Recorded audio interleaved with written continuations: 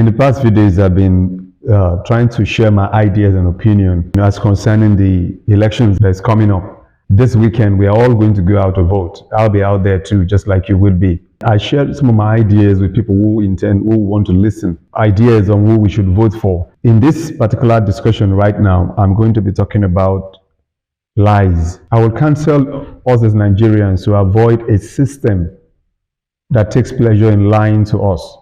If you see a system that continuously lies to you and act like it doesn't really matter, I think it is in your best interest and in my best interest to avoid such a system. If you look at Psalms chapter 58, verse number 3.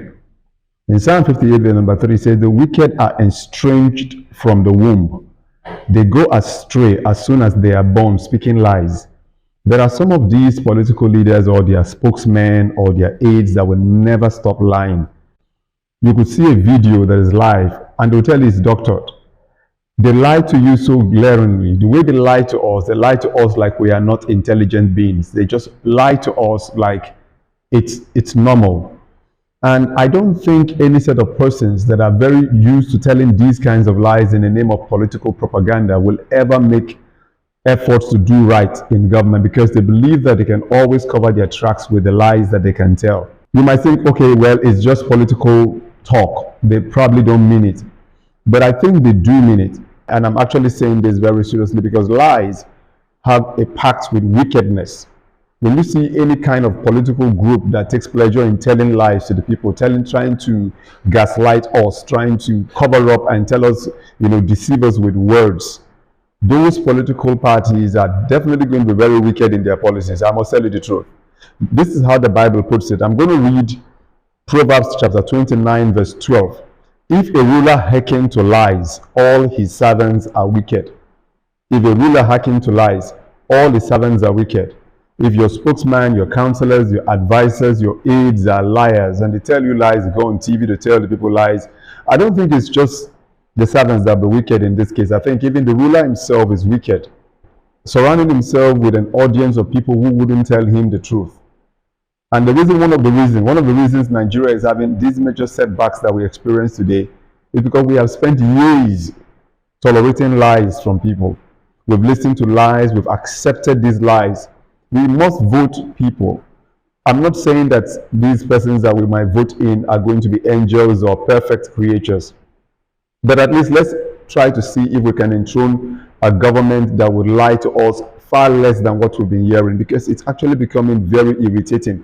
The kind of lies that we hear and the boldness with which these lies are presented, boldness in which these lies are defended. Even when money is lost in the system, it's difficult to trace, and just one sentence, just one lie, and it's over. There is hardly accountability because there's always a quick way to lie about it, and that will be the end of it all. The Bible tells us that these people start lying as soon as they are born.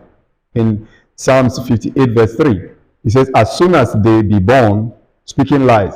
As soon as they are born, they are out there lying. Now the last scripture I will read for us today in this idea sharing is Hosea chapter 7 verse 3. "They make the king glad with their wickedness and their princes with their lies." That's what they do. And some of them are on social medias right there. They are going to hail these people. They're going to praise them. Look at what we have. The reality that is on the street is different from what you are being told. The reality that is out there is different from what we are being told. The hardship, the difficulty for people to survive. But what are they telling us? They're telling us something completely different. It seems like they are completely detached from the reality that you and I are going through, facing every single day. But I must tell you the truth. They are aware of these things, but they are just very distant from the truth. They are allergic to the truth. They can't tell the truth. Their system of leadership does not require the truth. It's so full of deception that if they tell the truth, they'll be exposed.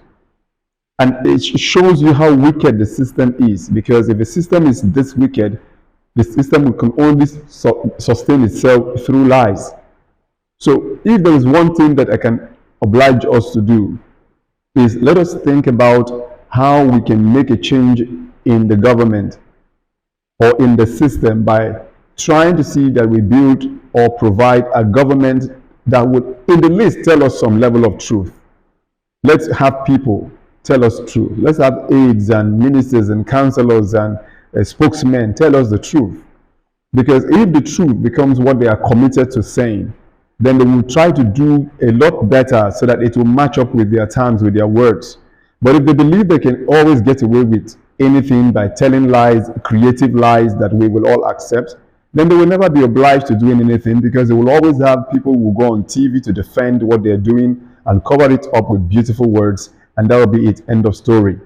So when you go to vote this time around, think about it.